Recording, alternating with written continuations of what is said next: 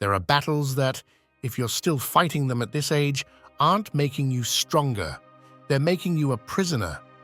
Picture your life as a house you've spent decades building. Are you really going to keep letting just anyone walk in, tear down your walls, and shut off your lights just because you once gave them a key? You weren't put on this earth to keep sacrificing what's left of your life for someone else's comfort or approval. Here's the hard truth. At 65 and beyond, every unfair compromise, every time you give up your peace, your health, or your dignity, that's a price you'll never get back. And no one, absolutely no one, will bear the cost of those sacrifices for you. The time to protect what's truly yours is now, not tomorrow. Today we're going to walk through 7 non-negotiable pillars, parts of yourself you should never surrender no matter who's asking for them. And a heads up, what you'll uncover in the final point may forever change the way you understand real self-love. I'm Gabriel, and if you're already feeling something stir inside you as you hear this, I invite you to stay with me until the end. This might just be the most important conversation you've had with yourself in a long time. How much longer will you let others live rent-free in your mind? How many more days will you waste fighting inner battles that were never yours to begin with, while life slips through your fingers like sand you can't hold on to? The first step on this path, and perhaps the most urgent, is to protect your peace of mind. It's not a luxury, it's not a whim. It's your sacred refuge, the last territory that's rightfully yours, and no one has the right to violate it. Most people reach this stage of life with invisible scars, family disappointments, ungratefulness that hurts more than a blow, betrayals that eat away at your trust like termites gnawing through old wood. And yet, we keep letting those memories, those poisonous words, those painful absences take up space in our heads, mortgaging our peace as if we still owe something. Let me be brutally clear, you owe them nothing. Your peace of mind is not currency. It's not something you give away in exchange for love, respect, or recognition. It's the sanctuary where your soul reconnects with itself, where God speaks to you in silence, where your true self can finally breathe. Picture an old hermitage hidden in the mountains, built stone by humble hands that knew, right there, in the middle of nowhere, the soul would find its home. That's your mind if you choose to protect it, a place where neither hate, nor guilt, nor other people's expectations can enter without your permission.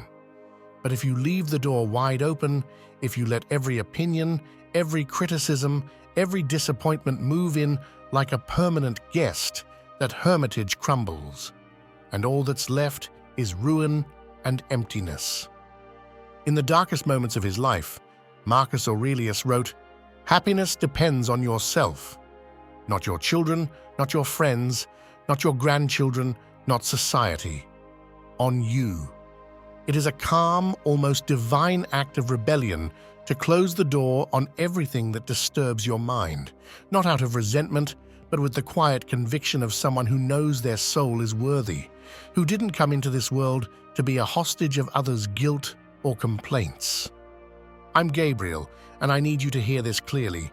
If you keep postponing your peace, waiting for others to change, to apologize, to acknowledge you, you'll die waiting. And that would be an unforgivable betrayal of everything you've lived and suffered through. Peace of mind is not up for negotiation, it is claimed, like a traveler who, after days of exhausting climb, finally reaches the mountain's summit, not to be applauded, but to silently take in the vast horizon of their own freedom. Today, here, with this first step, I challenge you. Will you keep letting the noise of the world cloud your soul, or will you begin to build, stone by stone, the inviolable refuge of your serenity? The answer doesn't require shouts or promises, just one quiet but resolute decision. Because real peace, once chosen, doesn't need an audience. Now that we've understood the importance of guarding our peace of mind as the most sacred treasure we have, it's only natural to take the next step toward another silent enemy that devours our lives without us even noticing.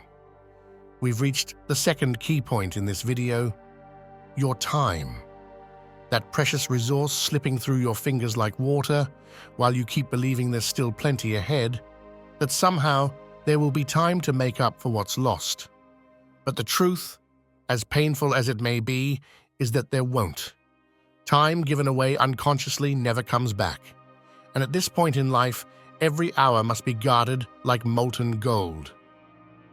The real cause of this waste isn't bad intentions from those around you, nor is it a lack of intelligence. It's something more subtle and dangerous. The belief we were taught from childhood that being good means always being available to others. We were taught to put our needs at the end of the line, to measure our worth by how much we could sacrifice. And while there's nobility in being of service, when that giving knows no limits, it becomes a form of self-abandonment. Stoicism teaches that virtue lies in right action, not in needless martyrdom. It's not about being hard or selfish, it's about recognizing that your first duty is to the life God gave you, not to the endless demands of those around you. Every time you say yes when your heart is screaming no, every time you push aside your own projects, your rest, your health, just to meet someone else's expectations, you're selling off fragments of your life for scraps of approval. And the worst part is that in doing so, you plant seeds of resentment, fatigue, and bitterness. How many times have you felt that heaviness in your chest, that mix of sadness and anger after taking on something you never wanted to do in the first place? How many nights have you ended the day exhausted and hollow, wondering when your time stopped being your own? The uncomfortable truth is that people quickly get used to your availability, and in time, they stop seeing it as an act of love and begin expecting it like it's their right. Family, friends, neighbors, even strangers become invisible thieves of your most valuable hours. But that's not their fault. It's yours. Because you are the keeper of your time, and only you can set the boundaries that protect it. Marcus Aurelius didn't mince words. Don't waste what's left of your life arguing about what a good person should be. Be one. And part of being that person is living in alignment, dedicating your time to what builds your soul, not what just keeps the peace or avoids short-term conflict. Let me tell you something you might relate to. A woman named Karen, a regular listener of our channel, wrote to me a while ago. She told me that after retiring, she dreamed of learning to play the piano. It had been her secret longing since she was a child. But her days quickly filled with favors for her kids, family obligations, little emergencies that weren't really hers. By the time she realized it, 5 years had gone by, and she hadn't touched a single key. Her dream remained untouched but abandoned, like a garden left unwatered. Who was responsible for that loss? Not her children. It was her own fear of saying, "I can't. Today is for me. Today is my time." Today, Karen has started to change. Every week, she sets aside 2 full afternoons just for herself and her piano. And though she still feels the old tug of guilt, she knows that every note she learns is a victory over all that stolen time. Don't forget this: the time you give to others without discernment is time you steal from your purpose, your joy, your life. And believe me, when the moment comes to look back, no one will ask how often you said yes out of obligation. They'll ask how often you honored the life you were given. Will you keep giving away the most sacred thing you have, or will you start protecting it with the strength of someone who knows that each day could be their last? The choice, as always, is yours. And every second you delay that decision is already a tribute paid to the mediocrity of complacency. When you begin to protect your time with the same devotion you give to your peace of mind, something powerful starts to awaken within you. A kind of inner dignity that's no longer willing to be given away at any price. And that's when a deeper, more demanding need begins to surface. We've reached the third point in this video, and this is where real change begins. Your convictions and your faith must never be sacrificed for anyone. In a world collapsing under fleeting trends, shifting opinions and custom-made truths, standing firm in your faith and values is a sacred act of rebellion. I'm not just talking about religion, though for many of you, Christian faith has been a guiding light. I'm also talking about those deep inner certainties forged through pain, through failure, through sacrifice. To abandon them just to please others, to fit in, to avoid discomfort, is like denying the very light that kept you alive through your darkest nights. Stoicism teaches us that virtue doesn't bend to the mood of the crowd or the convenience of the moment. Virtue is what remains when everything else has been torn down. The strategy here is simple. You must commit to holding onto your faith and your convictions like a lighthouse in the middle of a storm, without lowering your head, without asking for permission, without waiting for applause. This works because when you clearly define what you believe in, what values guide your life, you instantly eliminate one of the most corrosive sources of anxiety, the need for external approval. When you know what you stand for, you don't need others to validate it. Your soul becomes your witness and your judge. It's like the oak tree that grows on the hilltop, may be bent by the wind, but never uprooted. That's how your spirit must be now. Picture someone who, out of fear of judgment, stays silent about what they believe. They laugh at jokes that cut deep, suppress their principles just to keep the peace, go along with conversations they quietly despise. Each one of those compromises is like a brick being pulled from the wall of their dignity. And one day, almost without realizing it, they look in the mirror and no longer recognize who they are. Do you really want to end up there? Or would you rather, even if it means standing alone for a while, preserve your essence intact? I'm Gabriel, and if these words are striking a chord inside you, I invite you to subscribe to this channel and hit the like button. This isn't just more content, it's a community that knows the value of not selling its soul for a bit of acceptance. Tell me in the comments what country you're watching from and share a simple affirmation that reinforces your commitment. Something like, "My faith is my strength," or "My values are non-negotiable." I'd love to read your words and know that we're not alone on this journey. There are still deeper reflections ahead, and I promise you, the final one may radically change how you understand your personal freedom. Don't go anywhere. This is just the beginning. When you choose to hold on to your faith and values like someone clinging to a plank in the middle of a shipwreck, something inevitable happens. You begin to see more clearly the invisible chains that everyday life has quietly wrapped around you. And one of the heaviest chains, though few dare to admit it, is the way we surrender our physical and emotional health as if it was something secondary, something that no longer deserves attention, because at this point, what does it matter? We've now reached the fourth point in this video, and believe me, what I'm about to tell you may hurt, but it could also save you. Your physical and emotional health should never be sacrificed for anyone. The common mistake, the mental trap so many fall into in silence, is believing that taking care of yourself is selfish when there are demands from children, grandchildren, family, or even friends who seem to need you at all hours. As if your well-being were a luxury you must postpone to serve others first. And the danger is that this belief doesn't take root all at once. It seeps in drop by drop, disguised as love, responsibility, good intentions. Suddenly, you stop going for walks because someone else needs care. You skip doctor's appointments because someone else comes first. You eat whatever's convenient because you no longer have time to cook something decent for yourself. And each sacrifice, each neglect, each excuse wears you down from within, like water slowly cracking stone without you even noticing. The result of falling into this trap is brutal and silent. You stop being the strong pillar in your own life and become a shadow, barely surviving your circumstances. Your energy drains, your spirit fades, your body begins to hurt, not just from age, but from neglect.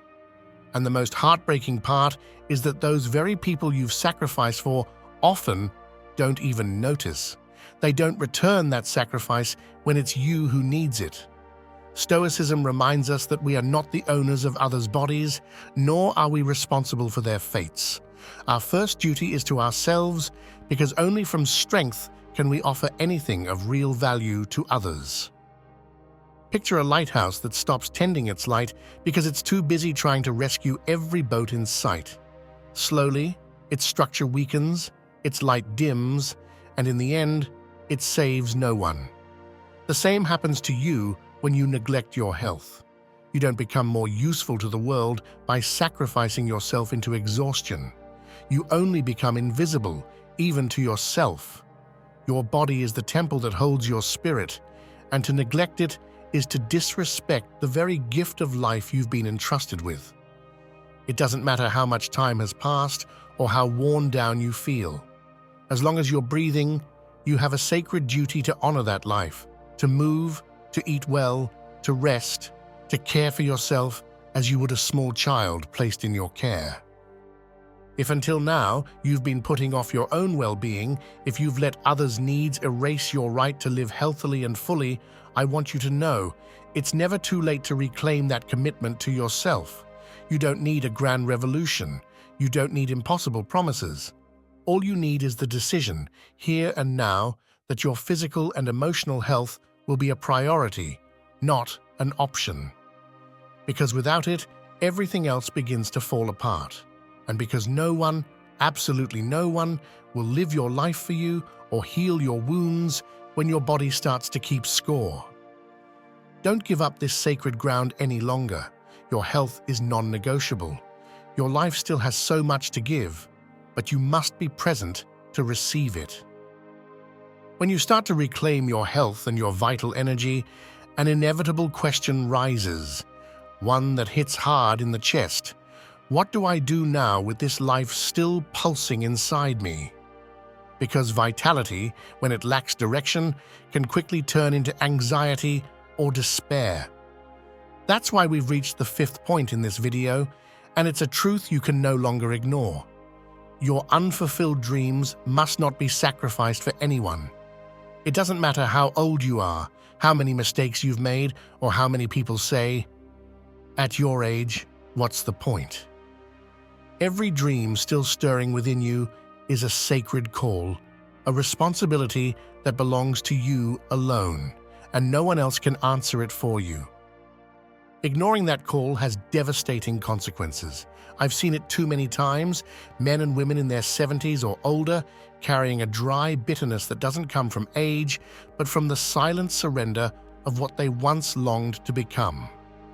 People who gave every drop of their youth, their strength, their middle years to others, only to look back and see a landscape of broken promises and missed chances. That kind of frustration isn't healed by late applause or forced recognition. It becomes an open wound that bleeds every time you ask yourself, "What if I had tried?" Every time you watch someone else living a life you once dreamed of, but never found the courage to claim. Staying trapped in that mistake doesn't just kill your joy, it slowly erodes your self-respect. Because deep down, you know it wasn't fate or lack of time or bad luck that buried your dreams. It was you. You allowed them to die out of fear, guilt, or comfort. And that betrayal of yourself is the one that weighs heaviest as life begins to close the circle. But let me also tell you this. Not all is lost. You can still build something meaningful. You can still write new chapters that honor the longings you've carried inside. I won't offer you fairy tales. It won't be easy. It won't be comfortable. Wishing for it once or twice won't cut it. It will take a deep break with the defeatist mindset that society has drilled into you. That voice that whispers, "You're too old for that. Just take it easy. Don't embarrass yourself." That voice must be silenced with action, not thoughts. You must become your own protector, the conscious architect of the years you have left.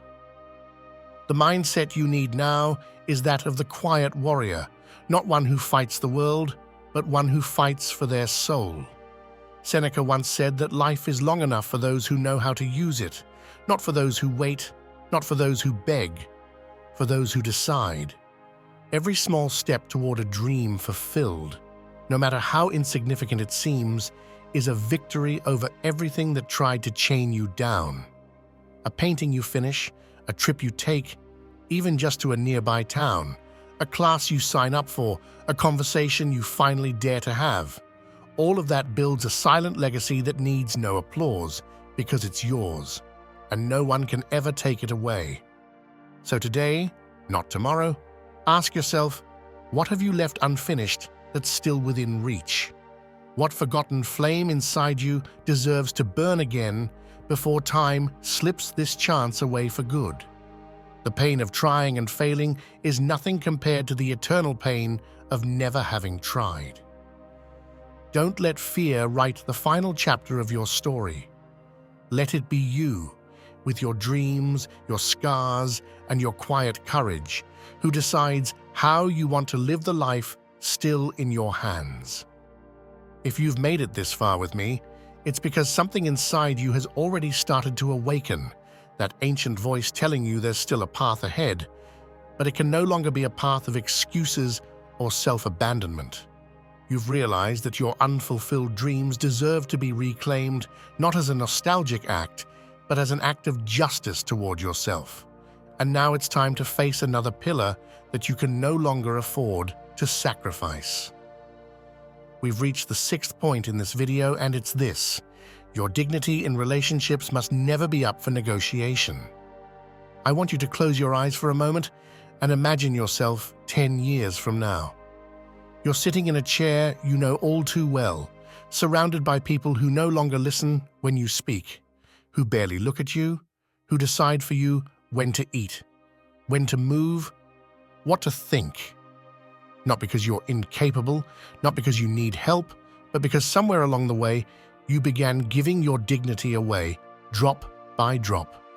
Every favor you didn't set a boundary for, every offense you kept silent about to keep the peace, every dismissal you justified by saying, "That's just how it is." Every time you allowed yourself to disappear just to avoid being a burden. And now, in that chair, you no longer have the strength to reclaim what you lost, because dignity, once surrendered for years, is hard to recover in life's final stretch. This image isn't an exaggeration. It's the quiet truth of thousands of people who sacrificed their self-respect in the name of false peace, of a belonging that never came, of a conditional love that only ever took and never gave back. Holding on to that mistake doesn't just destroy your self-worth. It condemns you to a cruel kind of loneliness, the kind where you're surrounded by people who don't see you as a whole person, but as a role. The caretaker, the payer, the one who stays silent, the one who settles. And once you can no longer fulfill that role, you're set aside like an old chair that no longer serves a purpose. I don't want that to be your story. I don't want you to end up in that chair.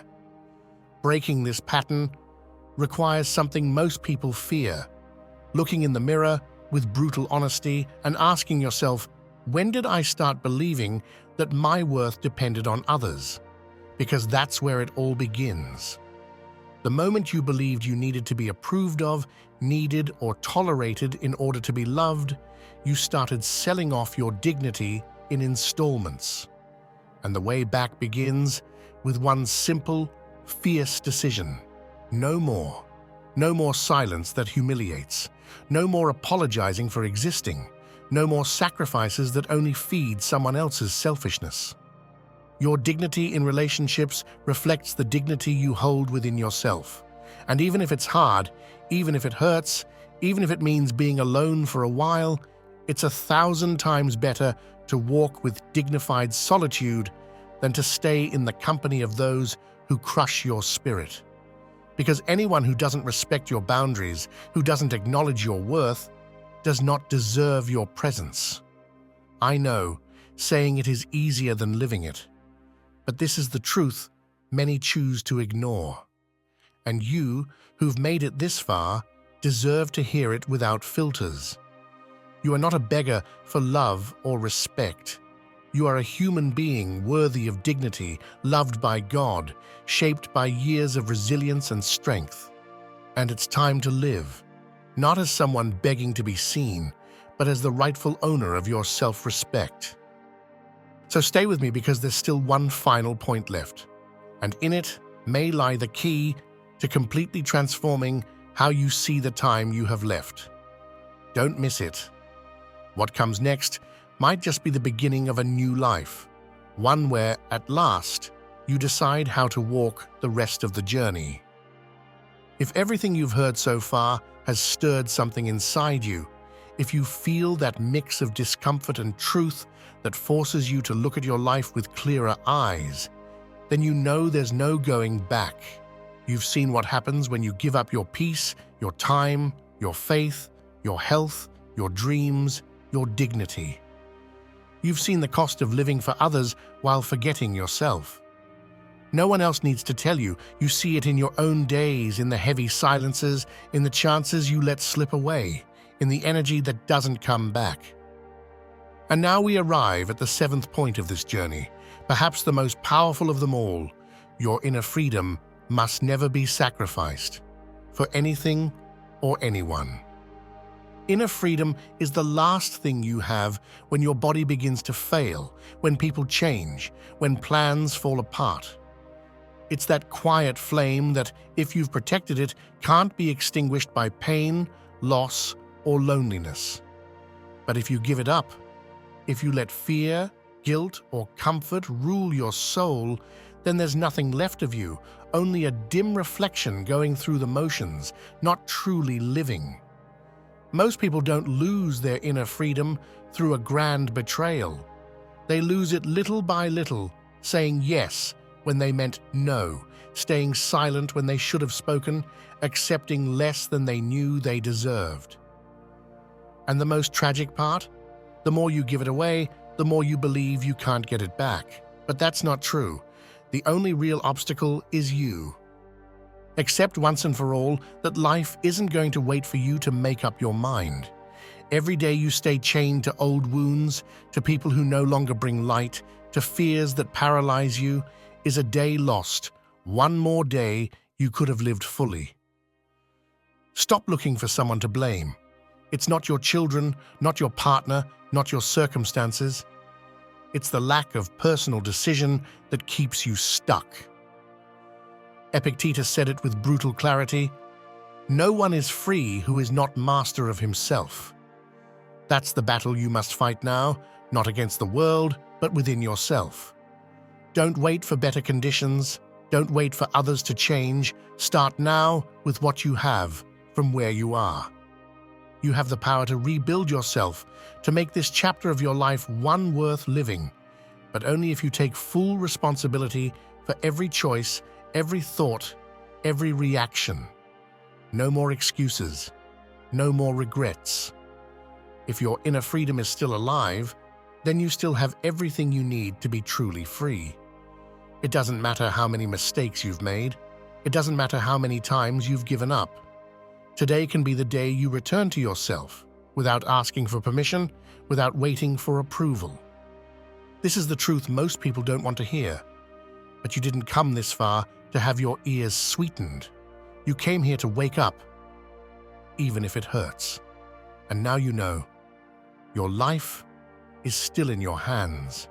And the time that remains can be the best time of all if you have the courage to finally become the owner of yourself.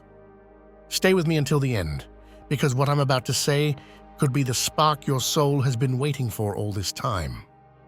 If you've made it this far, It's no coincidence. You've faced truths that aren't easy to hear. You've listened to words that weren't meant to soothe your ears, but to awaken your soul. And that places you in a space where very few have the courage to stand. Because looking straight at the time we have left, accepting our regrets, recognizing the ways we've given ourselves away, and still deciding we're worth fighting for, is an act of bravery greater than any outward conquest. Today, I'm not offering you easy comfort or empty promises. Today, I'm inviting you to claim what has always been yours, your right to live with dignity, with purpose, and with inner freedom. There are no easy roads for those who choose to wake up. There are only honest ones. I want you to leave your mark here, so the world knows you didn't just pass by like someone who listens and forgets. In the comments, write, "My life belongs to me," followed by the country you're watching from. This isn't just a phrase, it's a declaration. It's the first brick in building a life that, if you choose, can still become the best chapter of all. I'm Gabriel, and this is the Stoic Garden, a space that doesn't exist to entertain or sweeten resignation, but to challenge, to remind us that each of us carries within a power far greater than any hardship we face. This is for those of us who choose truth over numbness. For those who know that living fully is not a gift others will hand us, but a victory we must claim for ourselves every single day. If you haven't already, I invite you to subscribe and become part of this community that has chosen courage over comfort. And I ask one more thing. Share this video with someone who hasn't yet realized their life belongs to them too. Maybe today, you'll be the one to light a spark in the heart of someone who needs these words as much as you did. Don't let this moment of clarity fade into routine. If you felt that this message was meant for you, keep going. Don't stop now. Stay with me and choose one of the 2 videos on screen, because transformation doesn't happen in a single step. It happens in every decision you make from this moment forward. And if you've come this far, I know you're ready for what's next. I'll see you in the next session, where truth, strength, and authentic living will continue to guide our only path forward.